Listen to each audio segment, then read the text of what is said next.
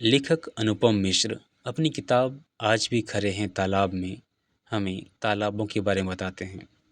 और ये है चैप्टर 6 जिसका नाम है सहस्त्र नाम।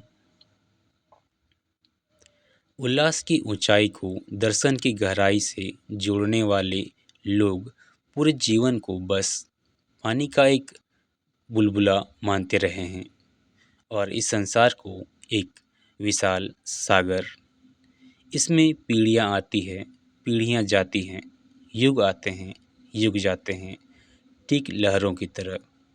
जीवन और मृत्यु की लहरों से लहराते इस भवसागर से पार उतारने का लक्ष्य रखने वाले समाज ने तरह तरह के तालाब बनाए हैं और बहुत रुचि के साथ उनका नामकरण किया है। ये तालाबों के गुणों पर, स्वभाव पर, तो कभी किसी विशेष घटना पर रखे जाते थे। इतने नाम, इतने प्रकार की कहीं नामकरण में भाषा का कोश कम पड़े तो बोली से उधार लेते थे, तो कहीं ठेठ संस्कृत तक जाते थे। सागर, सरोवर और सर नाम चारों तरफ मिलेंगे। सागर लाड़ प्यार में सगरा भी हो जाता है और प्राय बड़े ताल के अर्थ में काम आता है। सरोवर कहीं सरवर भी है। सर संस्कृत शब्द सरस से बना है और गांव में इसका रस सैकड़ों वर्षों से सर के रूप में मिल रहा है। आकार में बड़े और छोटे तालाबों का नामकरण पुल्लिंग और स्त्रीलिंग शब्दों की जोड़ियों से जोड़ा जाता रहा है। जोहाड़, जोहाड़ी, बंद, बंदिया, ताल, तलैया तथा पोखर, पोखरी। ये जोड़ियाँ मुख्यतः राजस्थान, मध्य प्रदेश, उत्तर प्रदेश, बिहार, बंगाल में जगह जगह है और सीमा पार नेपाल में भी। पोखर संस्कृत के पुष्कर से मिला है और स्थानों पर गांव-गांव में पोखर थे। लेकिन बंगाल में तो घर घर पोखर हुआ करते थे। घर के पिछवाड़े में प्राय छोटे छोटे कम गहराई वाले पोखर मछली पालने के काम आते थे। वहाँ तालाब के लिए पुष्करनी शब्द भी चलता रहा है। पुष्कर तो था ही, पुष्कर के बाद में आदर, श्रद्धा सूचक जी शब्द लगाए जाने से वह सामान्य पोखर न रहकर एक अति विशिष्ट तालाब बन जाता है। यह राजस्थान में अजमेर के पास पुष्कर जी नामक प्रसिद्ध तीर्थ क्षेत्र है। यहाँ ब्रह्मा जी का मंदिर है। सबसे अधिक प्रचलित नाम तालाब ही है, पर तालाबों के नामकरण में इस शब्द का उपयोग सबसे कम मिलता है। डिग्गी नाम हरियाणा, पंजाब और दिल्ली में चलता था। पानी रखने के छोटे से हौजे से लेकर बड़े तालाब तक डिग्गी नाम मिलता है। कभी दिल्ली में लाल किले के ठीक सामने लाल डिग्गी नामक एक बड़ा तालाब था। अम्बाला में अभी भी कई तालाब हैं और ये डिग्गी कहलाते हैं। डिग्गी शब्द दिघी या दीर्घा जैसे संस्कृत शब्दों से आया है। कुंड भी हौज जैसा ही छोटा और पक्का प्रकार है, पर कहीं कहीं अच्छे खासे तालाबों का नाम कुंड या हौज मिलते हैं। मध्य प्रदेश के खंडवा शहर में कुंड नाम से जाने गए कई तालाब हैं। हौज का उदाहरण दिल्ली का हौज खास है, जो अब तालाब से अधिक एक मोहल्ले की तरह पहचाना जाता है। ताल कई जगह हैं, पर इसी से मिलता जुलता शब्द चाल एक क्षेत्र में ही सीमित होकर रह गया। यह क्षेत्र है उत्तर प्रदेश के हिमालय का। इन पहाड़ी जिलों में कभी कभी गांव में चाल थी। मैदानी गांव शहरों में ताल आबादी के बीच या पास बनते हैं, लेकिन पहाड़ी गांवों में चाल गांव से कुछ दूर ऊपर बनती थी। चालों का उपयोग सीधे पीने के पानी के लिए नहीं होता था, लेकिन इन्हें चालों के कारण गांव में झरने वर्ष भर चलते थे। पहाड़ों में पहली तेज बरसात के वेग को झेलने, अचानक आने वाली बाढ़ रोकने और वर्ष भर पानी चलाने के लिए चालों का चलन इतना अधिक था कि गांव अपने ऊपर के पहाड़ों में 30 से 40 तक चाल बना लेते थे। चाल कोई 30 कदम लंबी, इतनी ही चौड़ी और कोई 4-5 हाथ गहरी होती थी। यह किसी एक के जिम्मे नहीं होती, सभी इसे बनाना जानते थे और सभी इसकी सफाई में लगते थे। ये निस्तार के काम आती, गांव के पशुओं के अलावा वन्य पशुओं के लिए भी पानी जुटाती थी। हिमालय में चाल कहीं खाल है तो कहीं तोली, तो कहीं चौरा भी। आसपास के गांव इन्हीं के नाम से जाने जाते हैं, जैसे फ्रेल खाल या रानी चौरा और दूध तोली। ठेठ उत्तर के ये शब्द दक्षिण तक चले जाते हैं। केरल और आंध्र प्रदेश में चैर और चेरुवु शब्द तालाब के अर्थ में ही पाए जाते हैं। चौकोर पक्के घाट से घिरे तालाब चोपड़ा या चोपड़ा और रकड़ा होकर चौपड़ा भी कहलाते हैं। चौपड़ा उज्जैन जैसे प्राचीन शहर में, झांसी जैसी ऐतिहासिक शहर में तथा चिरगांव जैसे साहित्यिक स्थान में भी है। चोपड़ा से ही मिलता जुलता एक नाम है चौघरा। चारों तरफ से अच्छे पक्के घाटों से घिरा तालाब चौघरा कहलाता है। इसी का तिघरा भी है। इसमें एक तरफ संभवतः आगोर की तरफ का कच्चा छोड़ दिया जाता था। 4 घाट और 3 घाट से एकदम आगे बढ़कर अघट्टी पोखर भी होते थे, यानी 8 घाट वाले। अलग अलग घाटों का अलग अलग उपयोग होता था। कहीं अलग अलग जातियों के लिए अलग अलग तालाब बनते थे, तो कहीं एक ही बड़े तालाब पर विभिन्न जातियों के लिए अलग अलग घाट बना दिए जाते थे। इसमें स्त्री और पुरुषों के नहाने के लिए भी अलग प्रबंध होता था। छत्तीसगढ़ में डोंकी घाट महिलाओं के लिए तो डोका घाट पुरुषों के लिए बनते थे। कहीं गणेश जी तो कहीं माँ दुर्गा सिरई जाती तो कहीं ताजिया, सबके अलग घाट। इस तरह के तालाबों में 8 घाट बन जाते और वे अघट्टी कहलाते थे। अघट्टी, अधघट्टी, इस तरह के तालाबों में 8 घाट बन जाते थे और वे अधघट्टी कहलाते थे। अधघट्टी ताल तो दूर से चमक जाते पर गुहरिया पोखर वहाँ पहुँचने पर ही दिखते थे। गुहिया यानी गुह्य, छिपे हुए पोखर।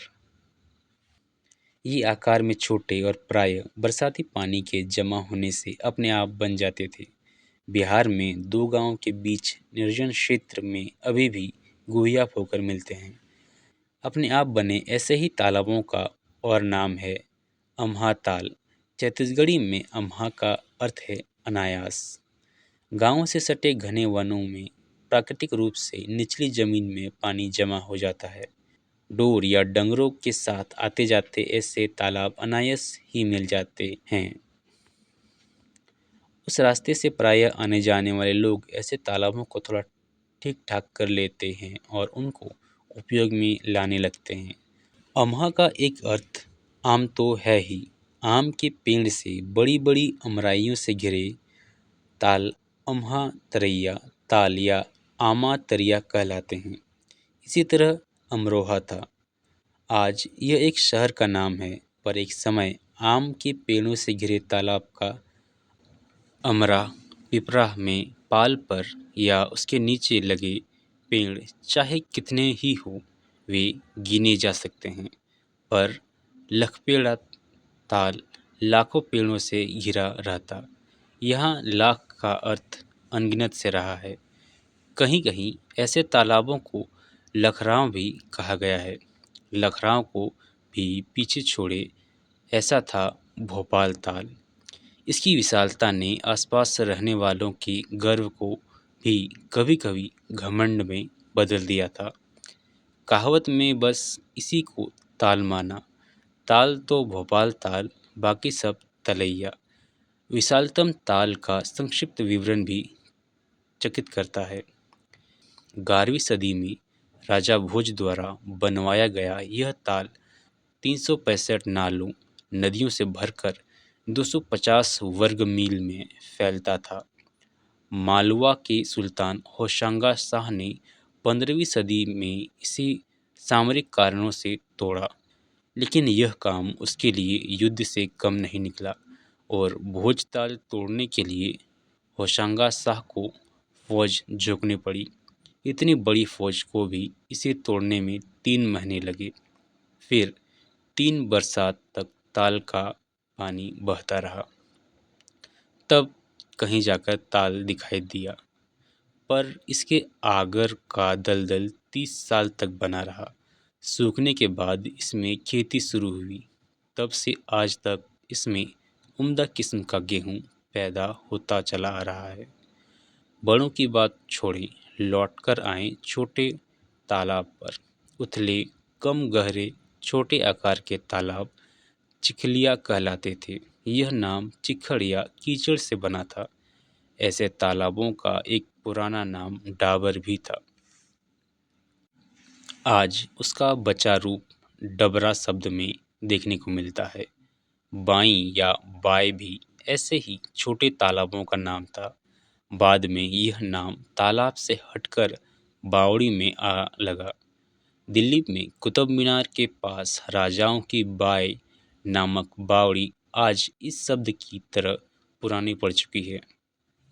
पुराने पड़ गए नामों में निवान, हद, कासार, तड़ाग, ताम्रपाली, ताली, तल भी याद किए जा सकते हैं। इनमें तल एक ऐसा नाम है जो समय के लंबे दौर को पार कर बंगाल और बिहार में तल्ला के रूप में आज भी पाया जाता है। इसी तरह पुराना होकर डूब चुका जलाशय नाम अब सरकारी हिंदी और सिंचाई विभाग में फिर से उभर आया है। कई जगह बहुत पुराने तालाबों के पुराने नाम यदि समाज को याद रखने लायक नहीं लगे तो वे मिट जाते और उन्हें फिर एक नया नाम मिल जाता, पुरनेहा, यानी काफ़ी पुराना तालाब। आसपास के तालाबों की गिनती में सबसे अंत में बने तालाब नौताल, नया ताल कहलाने लगते। वे पुराने भी पड़ जाते तो भी इसी नाम से जाने जाते। गुचकुलिया ऐसे तालाब को कहते हैं जो होता तो छोटा ही है, पर जो किनारे से गहरा हो जाता है। पल्लव भी ऐसे ही गहरे तालाब का पुराना नाम था। समय की तेज रफ्तार में यह नाम भी पीछे छूट गया। आज इसकी याद दिल्ली के पास एक छोटे से कस्बे और ऐसे स्टेशन पल्लव के रूप में बच गई है जिस पर रेलगाड़ियां बिना रुके दौड़ती जाती हैं। खुद्वन छत्तीसगढ़ में ऐसे तालाबों को कहा जाता है जिनका पानी बेहद साफ रहता है और पीने के काम आता है। पनखत्ती तालाब केवल निस्तारी के काम आते हैं। इसी तरह लड़ैया ताल और खुरताल निस्तारी, दिशा मैदान और पशुओं को पानी पिलाने के लिए होते हैं। अलग अलग स्वतंत्र रूप से बने तालाबों के अलावा कहीं कहीं एक दूसरे से जुड़े तालाबों की सांकल बनाई जाती थी। एक का अतिरिक्त पानी दूसरे में, दूसरे का तीसरे में। यह तरीका कम वर्षा वाले राजस्थान और आंध्र प्रदेश के रायलसीमा क्षेत्र में, औसत ठीक वर्षा वाले बुंदेलखंड और मालवा में तो अधिक वर्षा वाले गोवा और कोंकण के समान रूप में मिलता है। उत्तर में इनका नाम सांकल या सांखल ताल है तो दक्षिण में दशफला पद्धति। तालाबों की यह सांकल मोटे तौर पर एकाधिक यानी 2 से लेकर 10 तालाब तक जाती है। सांखल 2 तालाबों की हो या दूसरा तालाब पहले के मुकाबले बहुत ही छोटा हो तो वह छिपिलाई कहलाती है, यानी पहले बड़े ताल के पीछे छिप गई तलाई। लेकिन जो ताल सामने है और खूब सुंदर भी, उसका नाम चाहे जो भी हो, उसे सुगरी ताल भी कहते थे। जिस ताल में मगरमच्छ रहते थे उनका नाम चाहे जितने बड़े राजा के नाम पर हो, लोग अपनी सावधानी के लिए, चेतावनी के लिए उसका नाम मगरा ताल, नैका या नकरा ताल रख लेते थे। नकरा शब्द संस्कृत के नक यानी मगर से बना है। कुछ जगह गधया ताल भी। इनमें मगर की तरह गधे नहीं रहते थे। गधा बोझ ढोने का काम करता है। एक गधा मोटी रस्सी का जितना बोझ उठा सकते हैं उतनी रस्सी की लंबाई बराबर गहरा ताल गधेया ताल कहलाता था। कभी कभी कोई बड़ी दुर्घटना या घटना भी तालाब का पुराना नाम मिटा देती है। यहाँ वहाँ ब्राह्मण मारा ताल मिलते हैं। इनका नाम कुछ और रहा होगा, पर कभी उनमें किसी ब्राह्मण के साथ दुर्घटना घट गई तो बाद में उन्हें ब्राह्मण मारा की तरह याद रखा गया। इसी तरह का एक और नाम है बैरागी ताल। इसकी पाल पर बैठकर कोई कभी बैरागी बन गया होगा। नदियों के किनारे नदिया ताल मिलते हैं। ऐसे ताल अपने आगोर से नहीं, नदी की बाढ़ के पानी से भरते थे। नदियों के बदले किसी पाताली स्रोत से जुड़े ताल को बुड़फोल ताल कहते थे। ऐसे तालाबों उन जगहों से ज़्यादा थे जहाँ भूजल का स्तर काफ़ी ऊंचा बना रहता था। उत्तर बिहार में अभी भी ऐसे तालाब हैं और कुछ नए भी बनाए गए हैं। रखरखाव के अच्छे दौर में भी कभी कभी किसी खास कारण से एकाध तालाब समाज के लिए अनुपयोगी हो जाता था। ऐसे तालाब हाथी ताल कहे जाते थे। हाथी शब्द संस्कृत के हथ शब्द से बना है और इसका अर्थ है नष्ट हो जाना। हथ तेरी की जैसे चालू प्रयोग में भी यह शब्द हथ तेरे भाग्य की, यानी तो भाग्य नष्ट हो गए जैसे अर्थ में। हतप्रभ या हत आशा यानी हताशा भी इसी तरह बने हैं। इस प्रकार हाथी ताल छोड़ दिए गए तालाबों के लिए अपनाया गया नाम था। लेकिन हाथी ताल बिल्कुल अलग नाम है। ऐसे तालाब जिसकी गहराई हाथी जितनी हो। वापस हाथी ताल लौटे। यह नाम संस्कृत से लंबी यात्रा कर थका दिखे तो सीधे बोली में से ताजे नाम निकल आते थे। फूटा ताल, फुटेरा ताल भी यहाँ वहाँ मिल जाएंगे। जिस तालाब पर कभी जनवासा बना जिस तालाब पर कभी जनवासा बन गया, गांव की 10-12 बारातें ठहर गई, उनका नाम बाराती ताल पड़ जाता था। लेकिन मिथिला का दुल्हा ताल एक विशेष ताल है। मिथिला सीता जी का मायका है। उनकी स्वयंवर की स्मृति में यहाँ आज भी स्वयंवर होते हैं। अंतर इतना ही है कि जब वर का चयन कन्या नहीं करती, कन्या पक्ष करता है। दूल्हा ताल पर कुछ निश्चित तिथियों पर कई लड़के वाले अपने लड़के को लेकर जमा होते हैं। फिर कन्या पक्ष के लोग उनमें से अपनी कन्याओं के लिए योग्य वर चुन लेते हैं। छत्तीसगढ़ में भी ऐसे कुछ ताल हैं। वहाँ उनका नाम दुल्हरा ताल है। कई तालाबों के नाम लंबी कहानियों में से निकले हैं। लंबे समय तक इन तालाबों ने समाज की सेवा की है और लोगों ने लंबे समय तक इनकी लंबी कहानियाँ ज्यों का त्यों याद रखा है। ऐसे तालाबों में एक विचित्र नाम है हाँ हाँ पंचकुमारी ताल। बिहार में मुंगेर के पास यह तालाब एक ऊंचे पहाड़ के नीचे बना है।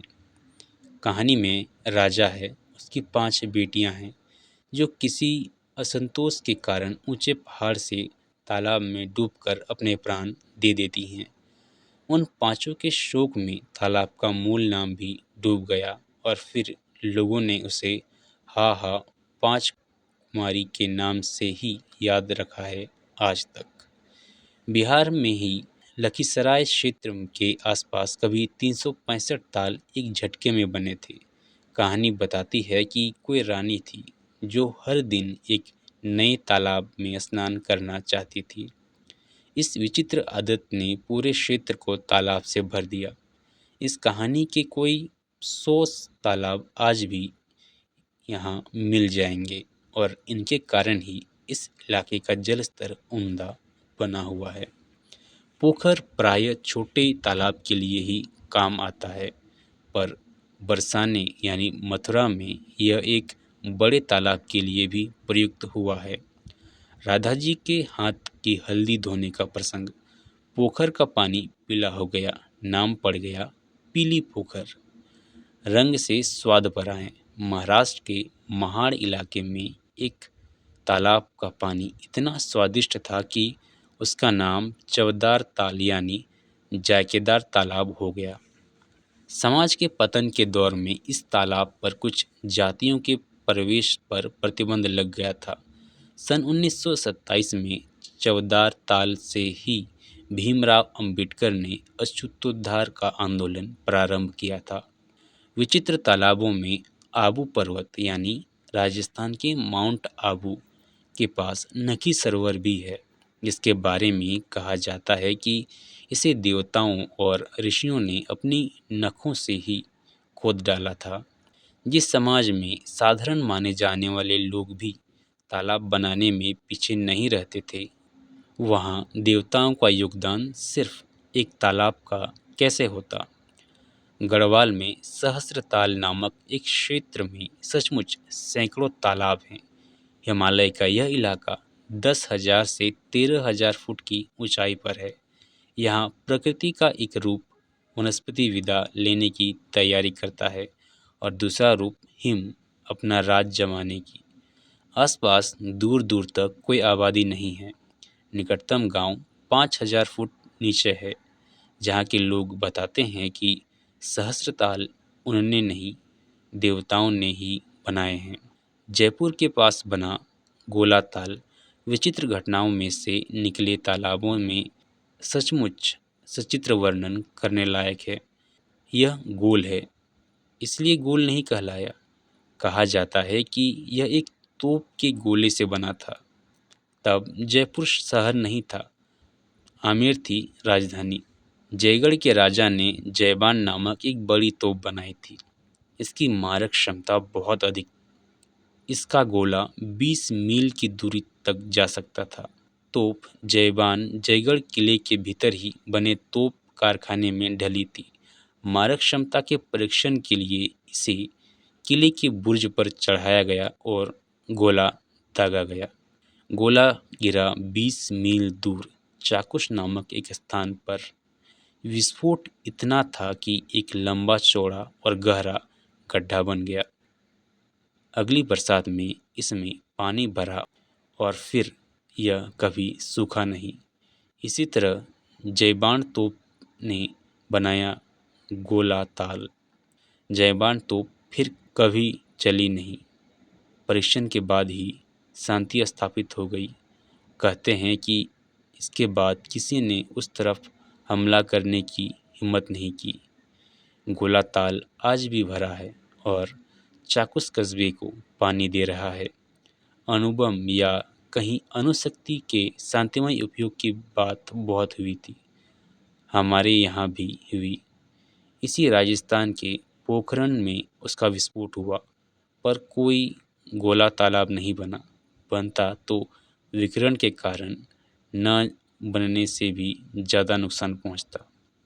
कभी कभी किसी इलाके में कोई एक तालाब लोगों के मन में बाकी सबसे ज़्यादा छा जाता, तब उसका नाम झूमर ताल हो जाता। झूमर है सिर का आभूषण। झूमर ताल उस क्षेत्र का सिर ऊंचा उठा देता। तब प्यार में जैसे बेटे को कभी कभी बिटिया कहने लगते, उसे उसे झुमरी तलैया कहने लगते। बिल्कुल भिन्न प्रसंग में एक झुमरी तलैया का नाम विविध भारती के कारण घर घर पहुंच गया था। भारती भाषा की विविधता समाज का माथा ऊंचा करती थी।